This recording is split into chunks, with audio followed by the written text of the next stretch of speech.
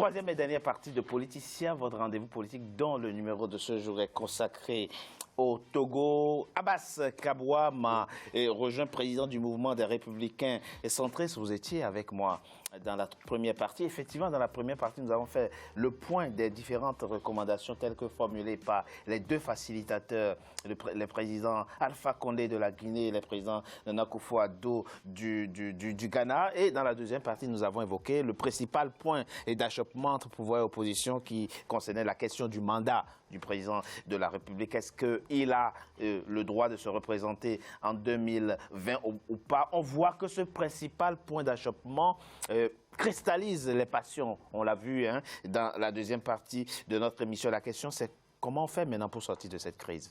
Généralement, je consacre la troisième partie à cette question-là. Comment sortons de là? Quelles sont les concessions possibles? Vous voyez, vous qui venez de nous rejoindre, Abass Kabwa, vous êtes du centre. Peut-être la solution est-elle au centre? En tout cas, il faut chercher une ligne médiane. Comment sortons de cette crise rapidement? Je vous remercie. Vous savez, par moment, c'est vrai, nous tous, on s'invective. Il faut pas. Et après, il faut se parler. Il faut se parler, se regarder dans les yeux. Après tout, nous sommes tous des Togolais. Nous sommes des frères togolais, que vous soyez ici, en Amérique ou ailleurs, sous d'autres cieux. L'essentiel, c'est de contribuer à ce que votre pays retrouve ses marques. Les gens se moquent de nous. Ça, allez, maintenant, solution, s'il vous plaît. Maintenant, dans les recommandations faites par la CEDEAO, mais il est bien demandé à toutes les parties antagonistes de faire des concessions. On ne peut qu'aller vers ces concessions-là. Maintenant, est-ce qu'au jour d'aujourd'hui, ou enfin, excusez-moi la tautologie, une loi refuse à M. Faure-Gnassingbé d'être candidat en 2020? Non. Ça, c'est le conseil juridique. Ça, c'est le constat. Le conseil juridique. Maintenant, est-ce que politiquement, on peut demander à M. Faure-Gnassingbé de ne pas être candidat? Non. Vous ouvrez des négociations, on appelle ça des passerelles.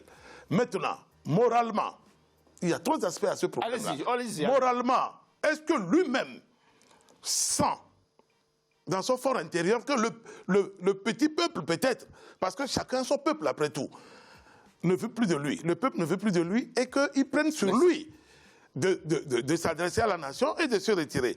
Maintenant, si nous nous levons, et chacun va de sa litanie, tout le monde va dans tous les sens, je ne pense pas que ça puisse contribuer à trouver une solution. C'est faux. Parce qu'il a aussi des partisans. C'est pour cela que quand nous parlons du peuple, je suis d'accord. Mais moi, j'ajoute toujours, chacun a son peuple. Quand on a son peuple, on respecte ce peuple-là. Monsieur Kabwa, il ne faut pas avoir peur d'aller aux élections. Comme on n'a pas assez de temps... Le peuple va nous départager sur cette question. D'accord. Maintenant, sous la supervision de la CEDEAO.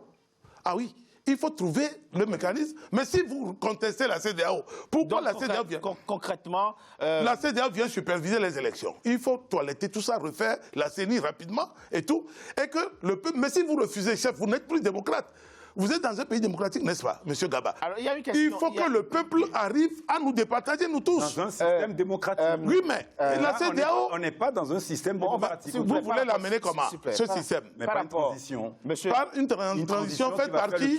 Mais là, par qui? C'est ce dont on va parler. Abass Kabwa, c'est quelque chose que vous pouvez imaginer ou pas? La transition? Oui, pourquoi? Mais je vais vous dire... Vous avez déjà... Vous l'avez dit, hein? Tout à l'heure, j'ai dit qu'il y a l'aspect juridique de la chose. Vous allez faire la transition, au même moment, on vous dit que le Parlement va rester en place. Et... Non, c'est pas nous qui... Je vous ai déjà expliqué que je ne suis pas engagé. Je dis, on a feuille de route. Très bien. Lui, il a dit, ils ne sont pas dedans. Alors, voilà. Mais ceux qui sont en train de dire transition, vous voulez faire la transition comment? Vous savez que c'est le parti majoritaire à l'Assemblée nationale? Non. Unir. Monsieur Kabwa, alors, redéfinissons les choses, s'il vous plaît. Comment non? Monsieur Kabwa. On n'est pas dans le même schéma. Vous voulez mettre entre parenthèses l'Assemblée également? Eh bien là, salut les dégâts. Salut les dégâts pour nous servir encore. Le ACR. Ne faites pas les questions et les réponses à notre place. Non, je ne fais pas. On parlera de question le moment venu. Quand vous répondez à une question, vous attendez la prochaine. La prochaine, oui. S'il vous plaît, monsieur Kabwa. Le mandat de député actuel... Le 19 août. Le 19 août. Oui. Évidemment, la CEDEAO a demandé... De rester en place. Et oui, pas éternellement, hein, jusqu'à l'organisation... Et ils ont donné une date indicative également. Non, ils ont une fourchette. On est d'ici novembre 2000. Très bien. D'ici novembre... C'est dans 2 mois. D'ici d'ici le 28 novembre 2018, le Togo devrait avoir son nouveau Parlement, normalement. Bon. Est-ce que le pouvoir sera majoritaire ou pas? On n'en sait rien. Personne ne le sait autour de cet temps. Et d'ailleurs, ça doit être un très bon test. Vous ne vous trouvez pas que si effectivement le pouvoir est vomi, le parti uni est vomi du peuple togolais, les prochaines législatives... Mais le peuple va les chasser? S'il vous plaît, les prochaines législatives le montreront. Mais revenons à la question de la transition. À part la transition, quelle concession? Je vous le demande. Parce que le président Alpha Condé vous l'a déjà dit, si chacun se cramponne à ce qu'il exige, les gens vont vous laisser. Vous n'en sortirez pas. Il faut que vous cassiez cette dynamique-là et que chacun soit prêt à apporter, à aller vers l'autre. À part la transition, quelle concession vous êtes encore capable de faire? Ce n'est pas une question de concession. C'est-à-dire que, excusez-moi, mais il y a depuis le 19 août une révolution au Togo. Et cette révolution, les Togolais sont dans la rue. Vous préférez cette formulation, les Togolais sont dans la rue en train de demander à Faure Gnassingbé que toutes les promesses qu'il n'a pas tenues, tous les engagements qu'il n'a pas tenus, toutes les fraudes électorales qu'il a fait jusqu'à maintenant. Monsieur Gaba, attendez, je vais vous... Non, écoutez-moi. Parlez de certains Togolais, pas tous. S'il vous plaît. Non, excusez-moi, vous ne comprenez pas. Parce qu'on ne va pas refaire les élections présidentielles. Oui, on va la refaire. Les élections ne sont pas possibles au Togo avec ce régime. Et tant qu'on ne règle pas ce contentieux des élections, de la constitution togolaise, de la règle qui régit notre nation, quand on ne résoudra pas ce problème-là, on ne peut pas avancer au Togo, il n'y aura pas de paix au Togo. Et pour résoudre ce problème, le préalable est que Faure Gnassingbé, qui a été en faillite totale sur tous les plans économiques, institutionnels, même politiques, on lui demande maintenant d'avoir la lucidité d'accepter la porte de sortie qu'est en train de lui offrir le peuple togolais, qui est de démissionner et de laisser une transition, permettre au pays de faire le toilettage des lois, de réorganiser les pays. Et dans ce cadre-là, on reparlera d'élections, vous êtes mais pas avant. Radicale. Oui, mais c'est ça. C'est pas une solution. J'ai bien compris au départ. Mais dans les accords politiques. Vous n'avez pas évolué depuis le début de cette... Il ne peut pas évoluer parce qu'il est braqué. Parce que quand on parle de concession, ça veut dire qu'on est... Mais la concession, ça a été de signer l'accord politique global et de le maintenir au pouvoir. Et 11 ans durant, il n'a pas respecté. C'est ça la concession. Et donc... Mais nous, on a des comptes à rendre.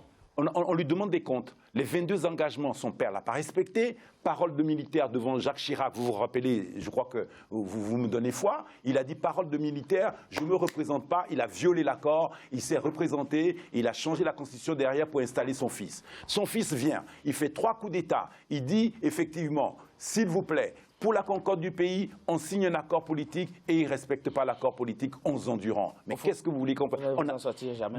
On va s'en sortir. Comment? On est en train de s'en sortir. Qu'allez-vous faire maintenant? On est en train de sortir. Vous allez faire quoi La maintenant? grande victoire. C'est-à-dire? On a eu déjà une partie de cette victoire. La bataille qui a consisté que le peuple est sorti. Le peuple qu'on pensait endormi. Vous savez, ils sont en train de proposer... Le peuple qu'on pensait fini. Le peuple qu'on pensait courbé. La diaspora a participé au réveil de ce peuple-là et a contraint Faure Gnassingbé à annuler une réunion à Israël-Afrique qu'il devait faire. Ils l'ont annulé. Mais après, il a contraint Faure Gnassingbé... Le Baba a repris ses racines. Non, aucune racine. Aucune racine. Ils font semblant de reprendre la racine, mais c'est aucune racine. Togolais, mobilisez-vous. N'écoutez pas le chant des sirènes qui vous demandent, qui vous font croire que le pouvoir est debout. Le pouvoir est assis. C'est votre mobilisation. C'est votre pouvoir est assis. Vous me contredisez. Mobilisez-vous. Exigez du C14 qu'il n'y a pas de négociation. C14, c'est la coalition des 14 partis de l'opposition. De la coalition des 14 partis de l'opposition. Vous êtes affiliés. S'il vous plaît. Ils sont partis aux négociations avec un mandat du peuple. Retour de la constitution de 80. D'accord. Vote de la diaspora et la démission de Faure Gnassingbé. Mandat du peuple. Non, laissez-le parler. Peu importe. Mais Monsieur Aïvi, très rapidement. Très rapidement.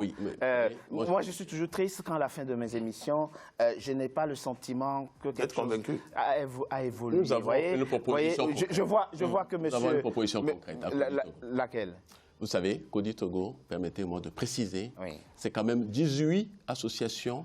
Coalition de la diaspora pour l'alternance et la démocratie. Voilà, parce que 18 associations quand même de par le monde, c'est un continent, et qui se sont fédérés pour créer Cody Togo, un instrument pour apporter aussi notre proposition. Nous avons adressé un mémorandum au médiateur. D'accord. Ce mémorandum... Et il contient quoi? Et il contient, en quelques mots, les points importants suivants. Oui. Le principal. D'abord, le principal. La transition.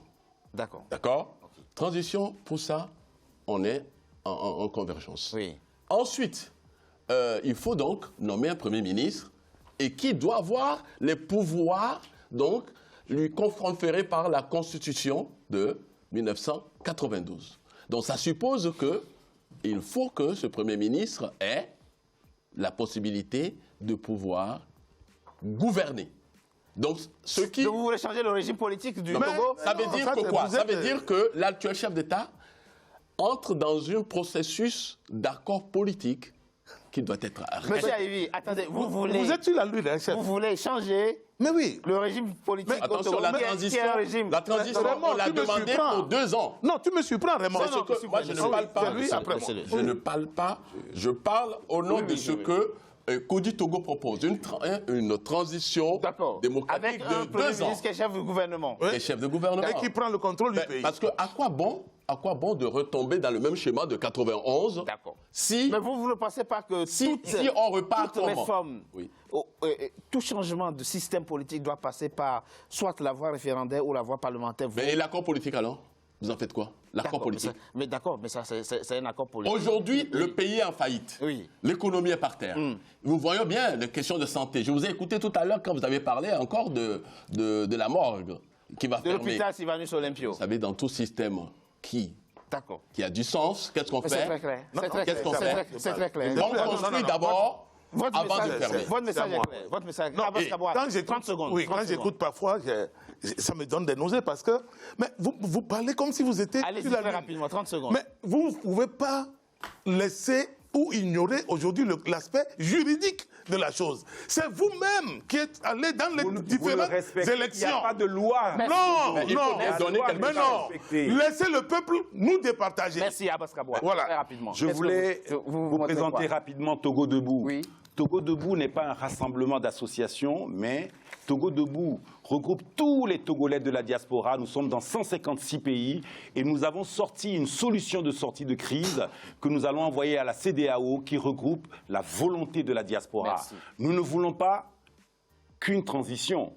Nous voulons un changement d'état d'esprit au Togo.